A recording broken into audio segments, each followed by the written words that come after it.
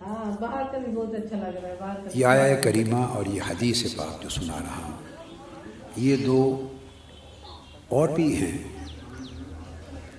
مگر یہ ایک ایسی آیت ہے جس سے میں سما کی اصل کو اخذ کرتا ہوں۔ ایک چیز ہوتی ہے ہیئت، کسی چیز کی حالت، اس کی ہیئت اور حالت میں کئی چیزیں شامل ہوتی ہیں، وہ ایک الگ موضوع ہے، اس ہیئت اور حالت پر گفتگو نہیں کر رہا۔ جو اس کی ہیئت ہے اور حالت ہے، اس پر میں نے ایک 1000 صفحے کی کتاب لکھی، سما پر اور اس کے اندر وجد پر اور رقص و سرور، وہ حدیث پاک کی کتاب ہے، وہ بھی چھپی نہیں ہے، وہ مطبوعات کے جو زیر طبع کتب کے سلسلے میں پڑی ہوئی اپنی باری کے انتظار میں،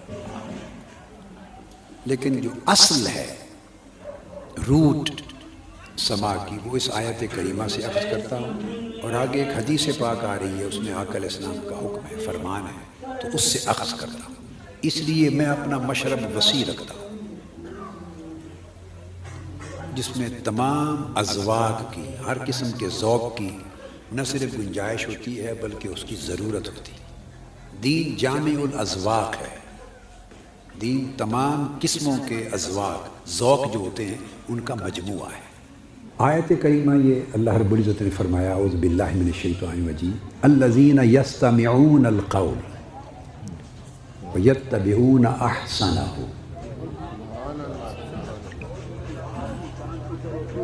وہ لوگ جو قول کو سنتے ہیں۔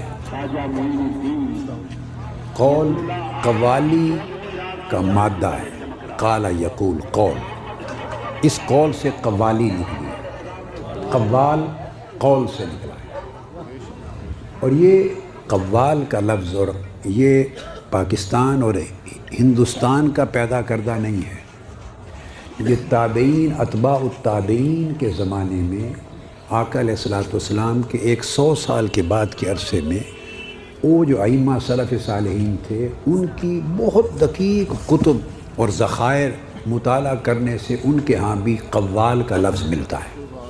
اس کی شکل، اس کی حیت کیا تھی، وہ یقیناً مختلف ہوگی، زمانوں کے ساتھ ساتھ کلچر بدلتا ہے، حالات بدلتے ہیں، تقاضے اور شؤون بدلتی ہیں، وہ بدلتی رہتی ہیں، مگر اصل کی بات کر رہا ہوں، اوریجن، تو قرآن مجید میں فرمایا گیا وہ لوگ یستمعون القول، جو قول کو سنتے ہیں، قول کو سنتے ہیں۔ عام مفسرین نے جو ائمہ تفسیر ہیں، انہوں نے یہاں القول سے مراد قرآن مجید لیا۔ میں اپنے آپ کو چونکہ مفسرین ہوں، محدثین ہوں، فقہا ہوں، مجتہدین ہوں، ائمہ ہوں، اسلاف اور اکابر ہوں، ان کا ایک ادنا سا شاگرد، اکتساب فیض کرنے والا اور ان کے علم کی دھول سے برکت لینے والا، یہی کچھ سمجھتا ہوں۔ ہمارا نہ یہ دعویٰ ہے نہ یہ حقیقت ہے کہ ہم ان کے مرتبے کے لوگ نہیں ہیں، ہم اکتساب فیض کرنے والے، انہوں نے علم کی جو دھول دی اس میں سے لیتے ہیں، یہ بات اپنی جگہ ہے، مگر ان اکابر سے حاصل ہونے والی برکتوں کی وجہ سے کبھی کبھی تفسیر کا باب ہو یا شرح حدیث کا باب ہو یا شرح فقہ کا باب ہو، علوم میں استنباط میں، استخراج میں، معانی کو اخذ کرنے میں کبھی کبھی میں قرآن و سنت کے اصولوں کے تحت رہتے ہوئے ایسی شرح اور تفسیر بھی کر لیتا ہوں اور پوری زندگی کرتا رہا ہوں، اور اس کو منع نہیں سمجھتا اپنے اوپر، جو ان مفسرین اور بزرگوں کے قول یا رائے سے تو مختلف ہوتی ہے مگر قرآن و سنت کے اصولوں کے تابع ہوتی ہے۔ تو یعنی میں ذرا مختلف بات بھی کر لیتا ہوں جو پہلے کتابوں میں نہیں آئی، کتابوں میں نہیں آئی، اور یہ طریقہ ان بزرگوں کا بھی تھا، وہ اپنے سے پہلے دوروں کے بزرگوں سے بھی مختلف نئی بات کرتے تھے۔ اگر نئی بات کرنا روک دیا گیا ہوتا تو علم کبھی آگے ہی نہ بڑھتا۔ اب جب شیخ اکبر کو پڑھیں تو ایسی ہزاروں لاکھوں باتیں وہ کہتے ہیں جو ان سے پہلوں نے نہیں کہی تھی۔ اسی طرح عدد پہ گننے لگیں تو سینکڑوں اکابر ہستیاں ایسی ہیں جنہوں نے ایسی باتیں کہیں جو ان سے پہلے بزرگوں نے نہیں کی تھی. ایک نئی بات کہی تو نئی بات کہنا گستاخی نہیں ہوتی اور بزرگوں کے معمول کے بھی خلاف نہیں ہوتا، کیونکہ ان کا اپنا عمل بھی ایسے رہا. اور یہ آقا علیہ السلام کا معجزہ ہے، یہ آقا علیہ السلام کا معجزہ کہ حضور کے دین میں سے ہر دور کے مطابق نئی سے نئے موتی اور جوہر اور ہیرے نکلتے رہیں گے اور نکلتے رہیں گے، بڑھتے رہیں گے. یہی آقا علیہ السلام کے عطا کردہ علم کا دوام ہے، یہ معجزہ ہے آقا علیہ السلام. تو میں نے اس لیے یہ بات کہہ دی کہ جو میں آگے کہنے لگا ہوں اس سے کسی کو صاحب علم کو یہ مسئلہ پیش نہ ہو جائے کہ یہ تو کسی نے یہ لکھا ہی نہیں ہے، تو یہ کیا بات میں نے نکال دی. اس لیے میں نے کہا کہ مفسرین نے عام طور پر الذین یستمعون القول سے مراد قرآن مجید لیا، تو وہ تفسیر حق ہے، وہ تفسیر اس کو ہم پہلے نمبر کے پہلے درجے کی تفسیر کا رتبہ دیں گے. وہ پہلے درجے کی، تو ہر کوئی بھئی پہلے درجے میں تو نہیں نا پاس ہوتا، کوئی سیکنڈ ڈویژن میں بھی ہوتا ہے، کوئی تھرڈ ڈویژن میں بھی ہوتا ہے. پاس تو اس کے بعد بھی ہوتے رہتے ہیں نا.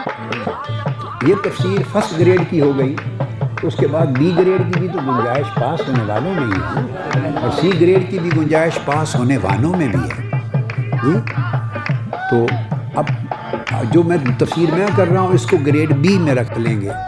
جو ائمہ تفسیر نے کی بڑوں نے وہ گریڈ اے میں ہے، تو گریڈ بی بھی اسٹل بندے کو پاس کرتا ہے. اب الذین یستمعون القول، اب میں وجہ بھی سمجھاتا ہوں کہ کیوں میں نے اس کو سما کی اصل بنایا. کیونکہ آگے کلمہ آیا ہے وہ لوگ جو قول کو سنتے ہیں یتبعون احسنہ، احسنہ مضاف مضاف الیہ ہے کہ اس میں سے جو بہتر ہے اس کی پیروی کرتے ہیں. بزرگوں کا ادب قائم ہو تو ان کی تفسیر درجہ اول میں ہو گئی، ہم تو نیچے درجے میں کر رہے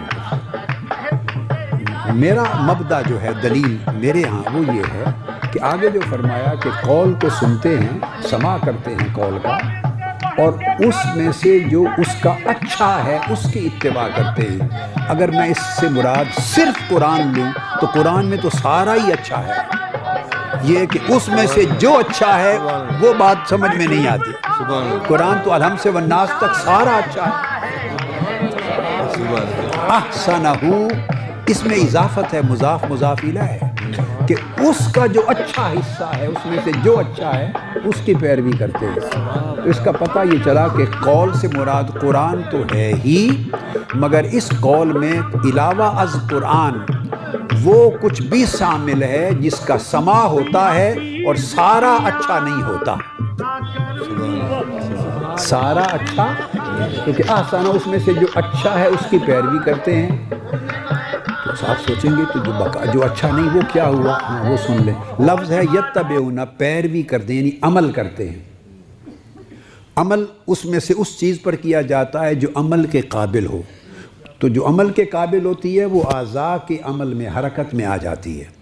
تو کچھ عمل کے لیے جو ہوتا ہے اس پہ عمل کر لیتے ہیں، کچھ ذہن میں رکھنے کے قابل ہوتا ہے اس کو وہاں رکھ لیتے ہیں، کچھ دل کو ذوق دینے کے قابل ہوتا ہے وہ دل کو ذوق اور کیف دے دیتے ہیں، کچھ جھومنے اور سرور لینے کے قابل ہوتا ہے اس سے کیف و سرور لے لیتے ہیں.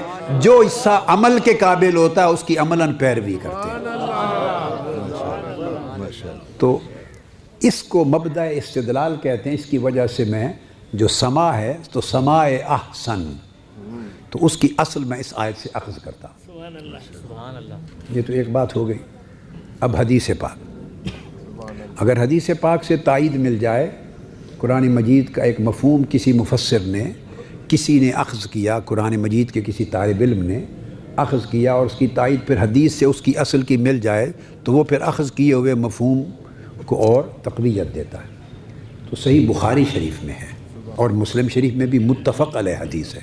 عید کے دن تھے، آقا علیہ الصلوۃ والسلام گھر میں چادر مبارک تان کے لیٹ کے آرام فرماتے. سوئے نہیں تھے، لیٹے ہوئے دراز تھے.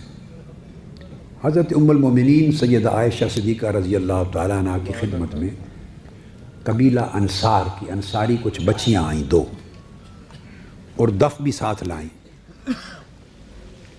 تو وہ انصار کے تاریخی نغمے، انصار کی تاریخ کے بعاث کے، ان کی جنگیں ہوتی تھیں تو جمع مردی شجاعت کے نغمے اور ان کے ایک ثقافتی کلام تھے، وہ پڑھ رہی تھی، ان کو گا رہی تھی اور دف بجا رہی تھی، اور حضرت عائشہ صدیقہ رضی اللہ تعالیٰ عنہا سن رہی تھی، اور آقا علیہ الصلوۃ والسلام چارپائی پہ چادر اوڑھ کے آرام فرماتے۔ اتنے میں سیدنا صدیق اکبر رضی اللہ تعالیٰ عنہ آ گئے۔ آپ نے جب دیکھا ان کو گاتے اور دف بجاتے تو آپ ناراض ہوئے، اور ناراض ہو کے فرمایا کہ حضور علیہ السلام کا گھر اور یہ شیطانی مزامیر، یہ گانا بجانا آقا علیہ السلام کے گھر میں، شیطانی گانا، یہ لفظ بولے۔ وہ ڈر گئیں، انہوں نے دف بند کر دی اور چپ کر کے سہم کے بیٹھ گئیں۔ جب اتنی بات ہوئی تو آقا علیہ السلام نے کپڑا چادر مبارک چہرہ اقدس سے ہٹا لی اور مڑ کے دیکھا اور کہا ابو بکر یہ ہمارے عید کے دن ہیں اور عید کے دن خوشی کے ہوتے ہیں، انہیں چھوڑ دو، مت روکو، پڑھنے دو۔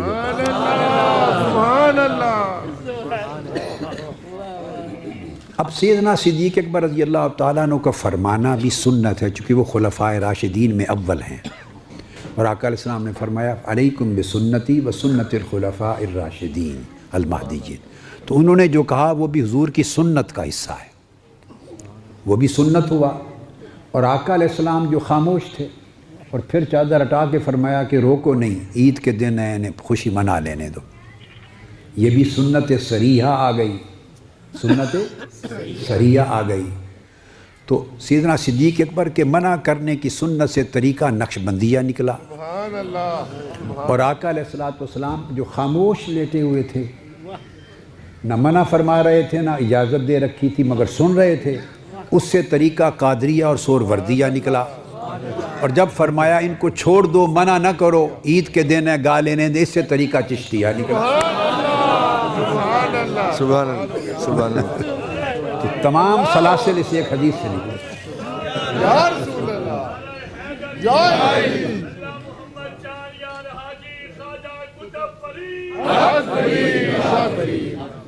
تمام سلاسل اسی حدیث پاک سے نکلے، وما علینا الا البلاغ۔ سبحان اللہ، ماشاء اللہ۔ اور ہم یہ کہتے ہیں کہ یہ ہمارے عید کے دن ہیں، حضور کے میلاد ہے، عید کے دن ہے، اور جب محبوب کا ذکر ہوتا ہے وہ لمحہ ہمارا لمحہ عید ہوتا ہے۔ سب سے پہلے نئی ویڈیوز کو حاصل کرنے کے لیے شیخ الاسلام ڈاکٹر محمد طاہر القادری کے آفیشیل یوٹیوب چینل کو سبسکرائب کریں اور بیل آئیکن کلک کریں۔